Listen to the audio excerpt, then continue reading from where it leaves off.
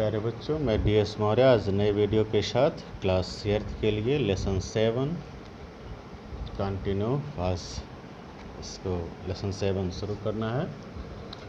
इसके पहले फिर ये सुन लें कि आपको यूनिट टेस्ट के लिए सिलेबस दिया गया था लेसन 1 टू लेसन 5, यानी 1 to 5 लेसन तक ही आपकी परीक्षा में आएगा इस टेस्ट में। बाकी जो एक्स्ट्रा आगे पढ़ाया जा रहा है ये आगे के लिए रहेगा, तो इसको आप ध्यान से समझ लेना, तैयार करते रहना और इसका आगे कंटिन्यू स्टडी आप करते रहें। लिखा है बाय रोड टू लासा, यानी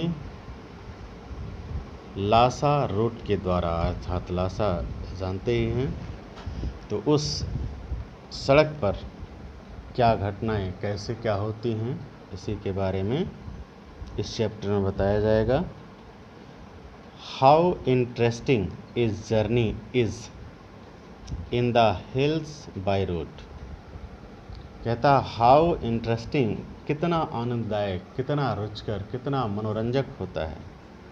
ए जर्नी, एक यात्रा, is in the hill by road, अर्थात हिल्स में, पहाड़ियों के किनारे, पहाड़ियों में बने हुए सड़क पर चलने का यात्रा जो होता है कितना ही आनंददायक, कितना ही खुशियाँ देने वाला, कितना रुचिकर होता है। Have you ever enjoyed such a journey, क्या आपने किसी ऐसी जर्नी का आनंद उठाया है सो फार, कभी।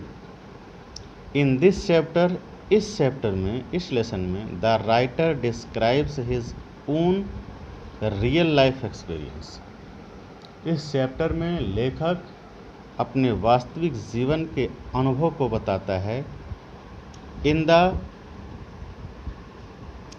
फाइन डिटेल, एक सुंदर व्याख्यान के साथ, सुंदर स्पष्टीकरण के साथ, एंड गुड ह्यूमर, और अच्छी खुशियाँ देने वाली, हंसी देने वाली भावनाओं के साथ।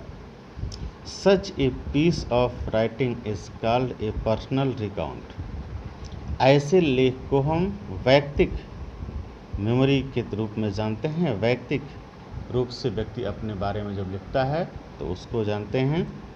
Let us read this personal recount, आइए उसकी अपने जीवन की यादों को पढ़ते हैं।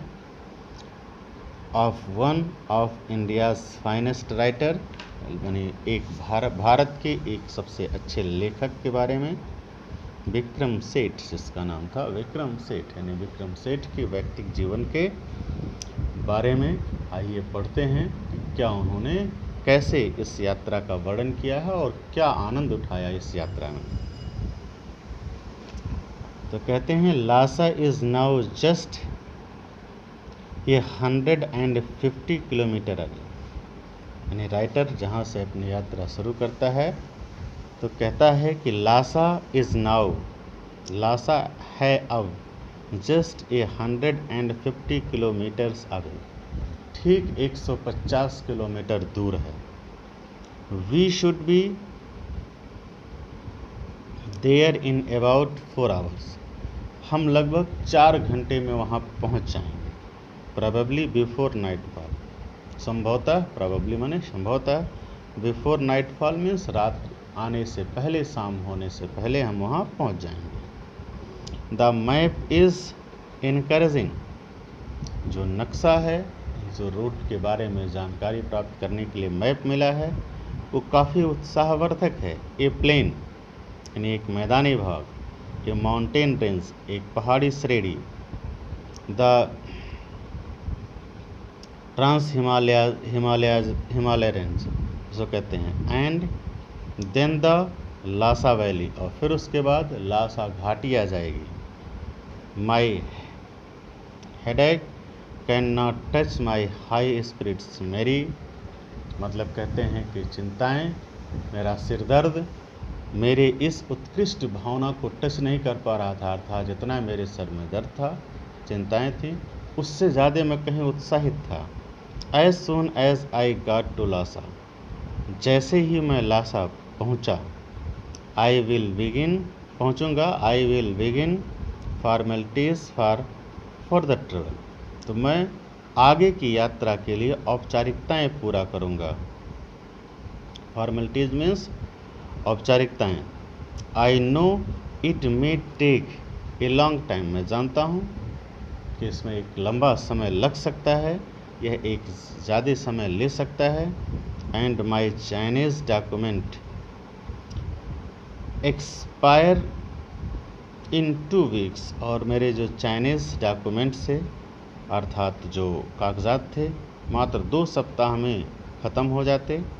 The writer the warrior this worries me, ये मुझे चिंता देता है अर्थात इससे मुझे मतलब दुख हो रहा है।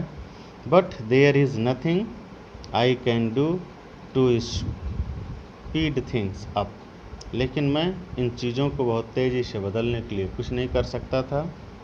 एंड टुडे, और आज, if only we arrive before sunset, अगर यदि हम सूर्य डूबने से पहले पहुंच जाते हैं, आई विल सी द उटालिया, अर्थात हम उटालिया को देख पाएंगे, अर्थात वहाँ पर टहल लेंगे। आज के लिए इतना ही, फिर नेक्स्ट वीडियो में बता दिया जाएगा। ध्यान रहे जो सिलेबस बताया गया है उसको आप प्रिपेयर करने में ज़्यादा समय दें और इसका अध्ययन करते रहें। धन्यवाद।